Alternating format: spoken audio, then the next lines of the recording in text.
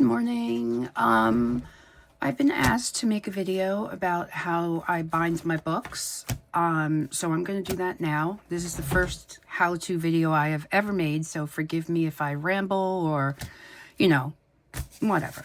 But the way I bind my books is, first of all, I collect boxes.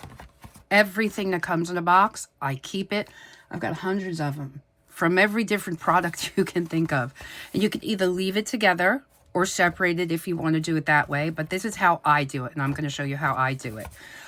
Sometimes I do this, or if I want a specific size and I don't have a box that matches, I will cut chipboard. And I already cut it right now just because I wanted to have it ready. I didn't think you need it, but this one I want to make a little smaller. I'm intending to make a smaller book today. So basically what you'll do is you'll take any old chipboard, like thicker if you can find it, and you'll cut the covers. These are going to be the covers, these two pieces, and they're exactly the same size, right? So you have your covers, right? And I always use this board because it gives me guidelines, you know, where you could line it up, you know, you're straight. And then this is the spine. This is going to be the spine. And this is going to be a little smaller because I don't want the spine to be the same size, you know. But again, sizing is all basically up to you. So then I'm just going to eyeball it together. You want to leave a little space so you have room to bend. A lot of people use these like, it looks like a T, you know. I don't have that, so I just eyeball everything. I never really have that. But what you can do is take your bone folder and put it in the middle, right? And then push your pieces up together, and that's like a perfect size, right? So then what you want to do first is tape this, and you could either use tape, duct tape, or binder's tape, or I use packing tape, you know? And you tape this because you want to like keep it together, right? And then you tape the other side, and you make sure you have the same, you know, distance, because you want it to be even. Sorry if my voice still sounds froggy. I had COVID last week, and I haven't really fully gotten my voice back yet, and the cough is just awful. So if you hear me coughing, I'm sorry. Anyway, so there. And you can reinforce that as many times as you want. Like, I'll typically, when I'm doing this, I'll do it like 3 times wrapped around, so it's really strong. But, you know, you want to make sure that it bends and it works for you. See? So that's your binding, right? And then what I do, some people will cover it in scrapbook paper or decorative paper or whatever you want to cover it in. It doesn't matter. But I tend to like to do fabric because fabric to me feels more homemade. Right, so I'll take the book and I'll put it on top to make sure I have, you know, the same amount of space all around. This tends to be a little longer, but that's okay. You'll see why. And then I cut my fabric and open it again, put it down. Cut again so that you don't have all that fabric. Okay, so that's my first piece. And you decide which fabric you want on your inside and which on your outside. Doesn't matter which one you do first. You know what I forgot to do? I forgot to turn on my hot glue gun. I tend to like to hot glue my fabric onto my cardboard, my chipboard, because I find that fabric tack, sometimes it's just wet and I have to wait a really long time to start to keep going. I do use fabric tack here and there, but I'm a hot glue girl. I don't know. So what you're going to do is once the hot glue gun heats up, we'll give it a couple of seconds, you're going to fold this side in like so, and you're going to put a little hot glue under there. And that'll hold that down. And then you fold, sort of like wrapping a present. And then you're going to hot glue it like this. So this part's going to look like that. And you'll see that in a few minutes when the hot glue gun heats up. And you can do that all around. But I'll show that to you in a few moments when the hot glue gun heats up. Also, you're going to need waxed thread of any color. It really doesn't matter. You can go online and get every single tool you need to, look how cute that box is, to do your binding stuff. Like, it literally comes with absolutely everything you need.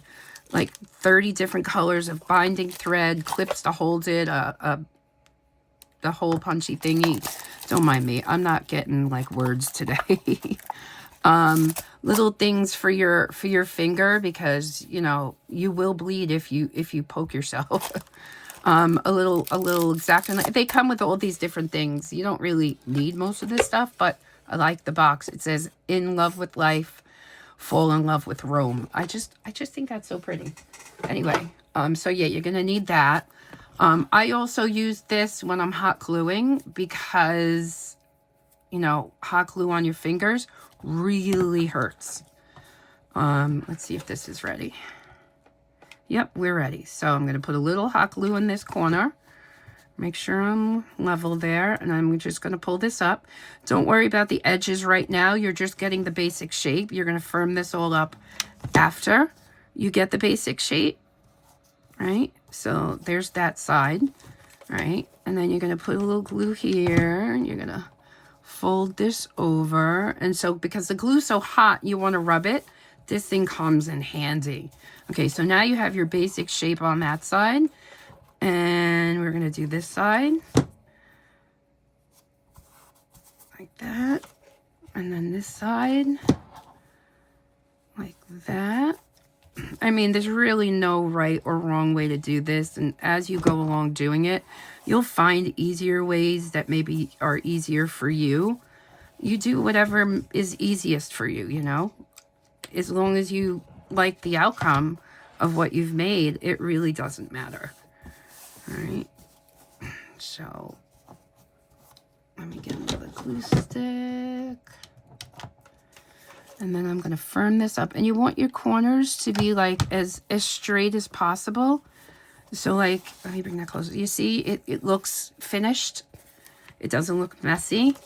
So that's why I said wait until the end to do, you know, the firming up, because it's just neat. If you do it beforehand and you try to glue everything down exactly where you want it, you know, it's going to come out crooked or just not as finished as you want it to be, you know. Let's get this one down. Yeah, I mean, you can bind a book like this in like seconds. It doesn't take long, you know. And then you go under. If I can lift it. There we go. You go under. And you put your glue in, and you make sure everything's all firmed down how you like it, right? And so that's the outside. There's the outside. And so now, before you cover the front, we have these things. Where is it? It's here somewhere. Maybe I'll just get another one, because I don't know what I did with that one. Okay. Don't ask me what these things are called. I, at this moment, couldn't tell you. But what you do with this is, this goes on the outside of the book, and then you can tie your tassel to this, or your beads, or whatever you want on the outside of the book. So decide which way is up, and this is my up, and I'm going to poke a hole in here, right in the middle of my spine. That's about right. And then I'm going to put this in, so that I'm going to have a place to hang a okay, I got to get this off. Can't work with that. So I'm going to have a place to hang a tassel. Right? And then inside, you open that up. Good. Now, that's done. So now you want to take the other piece that you've got left over. Or you don't, it doesn't have to be the same piece. You could even do a different piece. So what I do, you know, different fabric. So what I do is I line it up first on this side. Right? I want to have like maybe like 1/8 of an inch or 1/4 of an inch all around, because I don't want it to go right to the end. That doesn't look finished to me. So I want to do that. And then I will put a little snip right here. And then I use fabric that I can easily tear because cutting is, you know. So there you go. You got that. And then you're going to do the other side. So you have your little piece in the middle. I hope I'm making sense. All right, so there's your little piece. This is going to be the inside cover. And what I like to do with this, because you want your spine to be ever so strong. This is just a little crooked, so I'm going to cut that a little bit. Okay, good. So what I do is first, I put glue in the middle because I want my spine to be absolutely down. And then I take my fabric and I center it. And then I push down on, ouch, hot. See, I didn't put my thing back on. And I push down. Now, do you see? You can't see the glue. It doesn't, it's not wet, and it's like instant. I like instant gratification. So then I'll do the other side. And again, you don't want to be worried about perfection right now because you could firm down the edges after. You just want to make sure the basic book is put together. You know, the basic thing is done. So then you got that, right? And then you fold it. And you can see right here, like you can see it's buckling. So now I'm going to go here and I'm going to put more glue all the way. And I push that down. And you want to do that until you have no more buckling here, until the fabric is not coming up anymore. All right, and then we flip it over and we do the other side, see? And so you lift that up. And the reason we put our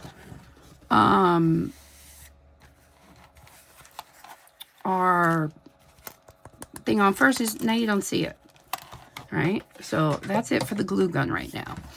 Now, I have to find, I don't know where it is, my little hole punchy thing, but that's okay. We'll kind of figure it out.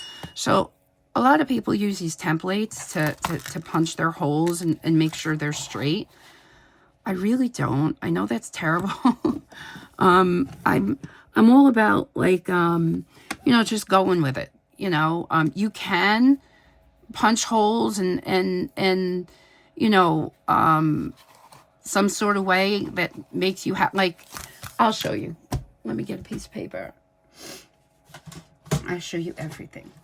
Okay, so let's say you want to make a whatchamacallit, a thing for this, right? I'm just gonna score this so I can tear it easy. All right, so you're gonna start off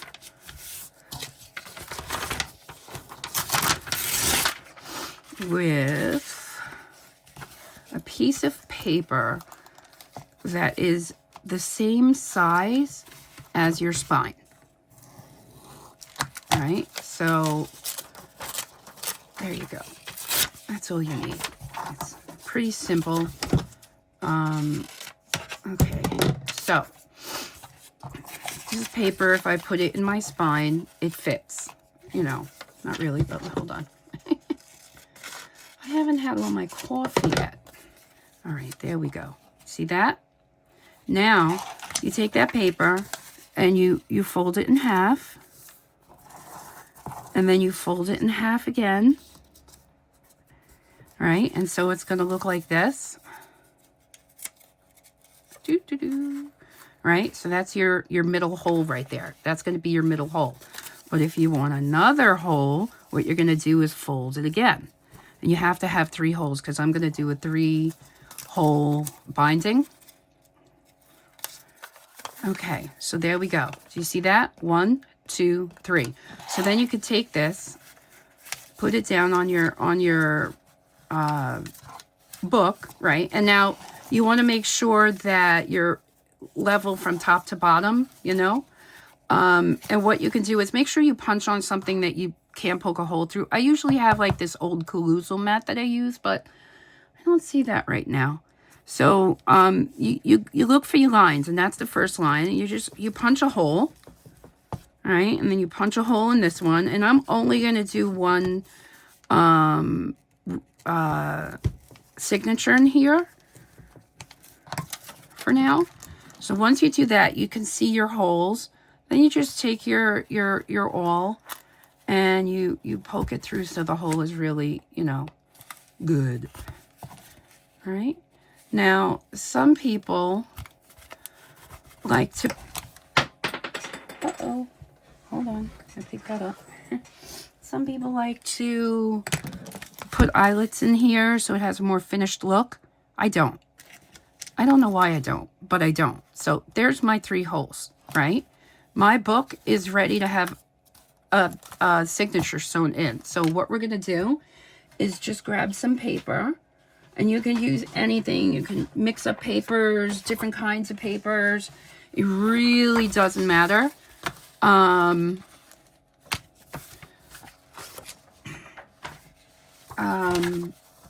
me just find my, there it is. Okay. So you want to make sure your paper is, the length is perfect. I just picked this up out of nowhere and it was just perfect. But I need to cut off about 1 inch. So you want to make sure all your papers are the same size. See? Sits in there nicely. And this is just a sample, so I'm not going to do like a full, you know, signature. But I want to show you, you know, basically how it's done. Or maybe I will do, no, I just want it to be simple for you guys. So this is just a sample. Okay, so then we can put this aside. All right, and now what I found, if you fold your papers like this, you're going to get this effect where all the papers are a different size. But if you fold them like 2 at a time, right, your papers are going to line up better. And you won't have so much overlap. And it really doesn't matter if you have like shorter papers or envelopes. Like, you can really stick anything you want in this packet. It doesn't matter as long as you can fold it in half and then put something in. Like, let's see. Okay, so just out of, you know, why not? We'll take this bag, right? And we'll fold this, just a regular gift bag, right? So if I put this in here, right, I'm going to want to cut the top because I want it to be the same size, but I want to show you a cool thing you can do. So basically what I'll do is put it inside one of my pages because it's quick. Like I said, I eyeball everything. I really don't measure. If you're one of these people who wants to measure, then, you know, have fun. I can't do it. I just don't do it. So there, we have that, right? And in the, so I guess in the middle of my book, or I could put different, you know, more papers, whatever you want. It doesn't matter. As long as you can make a little booklet and you have this, right? So then when you open this up, you're going to have pockets up here. One here, one here, one here, one here. And you can still decorate those pages. So now what I do, again, there's no measuring in my life. I see my holes. I line up my book. I make sure my book is where I want it to be. And then I just take a little pen and do a little mark right here where my holes are. Right? So I open that up and there's my marks.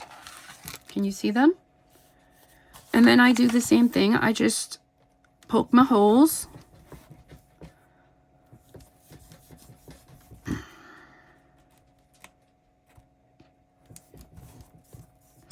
All right, now you got that. And then you want to put your all through. And when you're doing this, fold your book so you get right in the middle of that spine. And then you look for the other one. And then you do the other one. A lot of people, you know, clip this together so the papers don't move. I'm a fan of, junk journals aren't supposed to be absolutely perfect. They're supposed to look homemade. So when you do something homemade, there's going to be little differences and things. Okay, so then you're ready to sew this thing in. So then you want to take 1, 2, 3 times the length of your book. You get your needle. Put your wax thread on the needle. All right, and you're always going to start with a pamphlet, 3-hole pamphlet stitch. Put your needle through the middle hole on the inside. All right, and then you're going to put it through the middle hole on your book. And don't worry, things are going to move around, but you'll be able to pull it tight. And you know, when you do this now, you see how you have your tail? Keep it under your finger. Then you're going to go and find your top hole. And you may have to finagle and pick it up and look for your little hole. The more papers you have, the more harder that becomes. And then you're going to skip the middle hole, go down to the bottom hole, stick it in, pull it through. And then once I get to this point, I give it a little tug just to tighten it up a little bit. Now you're on the outside. You want to go back down through the middle hole like so. All right. And then give it another little tug. Now me, personally, I like how it looks when I have the sewing because it looks sewn. I don't leave it just one. I always do it 2 or 3 times so that it has this like sewn finished look.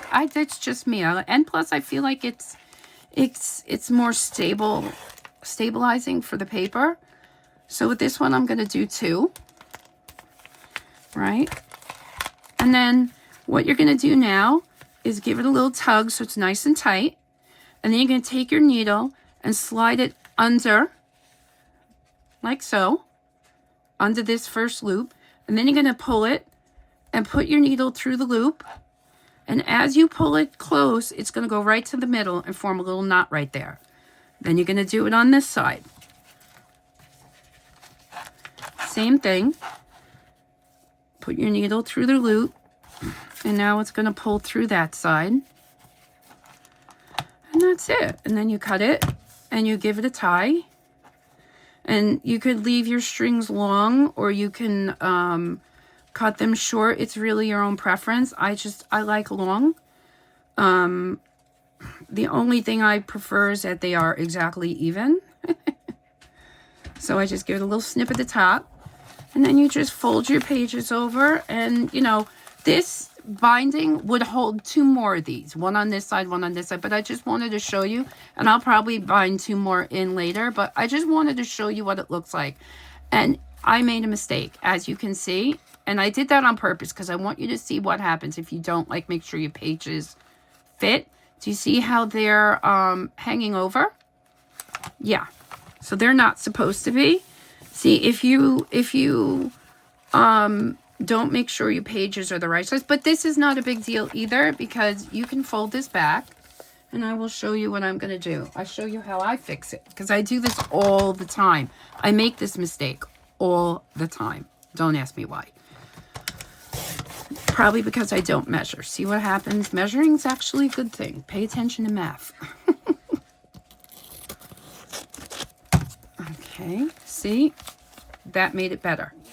And so I'm going to do the same thing on this side. I took off that much. And plus, if your pages are a little uneven because of different types of paper or whatever, this will help make sure they're all straight. This is by no means a professional bookbinding job. This is just how I do it. So you see, it's better now. And, you know, once I have the other 3, this will look full like a whole book. And, you know, that's really all I do to bind a book. This, of course, if I was going to do this, you know, for a book that I was going to sell, I would do this triple layer so that this was really hard. But I just did this because I wanted to see you. I wanted to show you the process. And then what you would do is make your tassel and tie it down and decorate any way you want. Another way that I do bookbinding, and I'll show you, I actually made like 100 of these yesterday. I like this because if you're making like a little journal and you want to be able to keep adding paper to it, let's say you like the cover you made or just whatever the reason, I tend to try to do it more like a traveler's notebook. And so basically all I did here I used actually these bags, which are crazy. I got them in a thrift store. I got like 300 of them for like a penny a piece. It was ridiculous. And so what I did was I folded it in half, just like it did in the middle of that book. I folded it in half, right? And then what I do is, I glue up the middle. I use Art Glitter glue in case anyone is curious. Okay, what's happening? All right, hold on. I need a little needle to poke through my glue because it's stuck. My glue is saying no thank you today.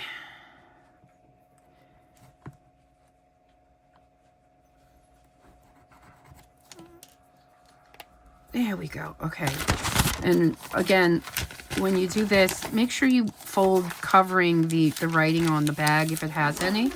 So then I glue up that middle line because you want to have pockets at the top, right? And then what you're going to do is inside here, you're going to glue because you want to close that. You don't want, that'll get stuck when you open your book because your pockets are here. Right? And so then you're going to take glue and go right down the side. And then you're going to take glue and go right down this side. Right? And then fold your book. Right? And it doesn't, again, it doesn't have to be perfect. And so now you have this book cover that has, you know, pockets. And now you could put paper on the front, paper on the inside, paper there, paper here. And the whole point of this book is, if I run out of paper, I take this out. I could staple this now, put this away, save it because I've written in it and done whatever. And now I still have my really cute binding. And so then you cut more paper and you just slide it under. Now you could use twine, ribbon, really anything you want to tie this around. And you could decorate this anyway. And that's just a really quick, easy, no-sew way of doing a journal. And it's sturdy. It's not going to fall out. You know, it's a really cool way to do that. So those are the first two ways that I do my journals. It's sewing. It's, you know, like a traveler's notebook, right? And you could do this with any bag. It doesn't matter what size, any size. I mean, this is just really cool. Oh, I need a little more glue there because I'll probably finish this one later. But, you know, you could do this. You could add pockets on the inside. You could do it like this and then just make any kind of journal you want, just as if you had sewn it. And this is easy if you're just not a sewer, right? And so the final way that I bind books is with binder rings. I am the queen. I have hundreds of them, all different sizes. What I do is I take, like, I'm very fond of printables. So let's say these are my printables. Well, they are printables, but, you know, I would have cut it out, inked it. All I do is fold it in half, right? And just, you know, if you are using printables to make some sort of journal, right? So let's say I'm using this, and for argument's sake, we'll say I've just folded a whole bunch that I just printed out. Get your trimmer, fold them in half. You're going to get, if you just cut around this white edge, it's not going to be even. It never is. So what I do is I go and I put it in, and I always go to that first line on the trimmer, right? And so I have that. And you just line it up, and this is the best trimmer because it has that wire that helps you line up where you want to cut. And so now when you open it, it's perfect. Oh, well, it would have been. So you know, oh gosh, you know what I'm trying to say.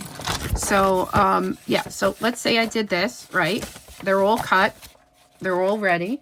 Then I have this. Once all my pages are cut, before I hole punch these pages, I'm going to want to go in and put my envelopes and anything that might get in the way of the binder ring, you want to put in there first, because if you don't, then you're going to be having to open your binder rings, and it's just a mess. You want to make sure all your envelopes are in there first. Envelopes, pockets, whatever it is you're putting in. And then I just take it and I've marked on here, because I've done it so much, so that I know where, when I put this in, where to stop, so that my line, oh, that's hot. I just burnt myself again, this hot glue gun. And then you just punch, right? And so you'll have all your pages, right? And they're all punched the same because you've put a line on your thing. You know where you're punching or you're measuring if you're that person. And then you've all seen my books, you know, I put the binder rings in when they're all punched, right? And then you can just go about decorating and filling your pockets and doing whatever it is you're doing, but your basic journal is done. You're done. You know, all your pages are there, whatever you've put in, however many you want. It depends. You don't put your binder ring in until you know how many pages you have. If you have like 40 pages, then you want the bigger binder rings. And that's why I keep them in all different sizes, because I never know what it's going to turn out to be. Once you're all decorated and everything's all done, then you could tie ribbons onto here. And I tend to try to tie whatever open space there is so that you can't see the binder ring. And then I tend to punch holes so that there's ribbon all throughout. Excuse me, I'm talking. Pipe down back there, you three mongrels. Anyway, so yeah, so there's that binding. There's ribbon around or twine around like this. And then there's sewing. And it's all really easy. And, you know, this can be anything you want. It's just easy. So, yep, that's my little tutorial. Let me know what you think of my little tutorial, if it made any sense. Have a great day, guys.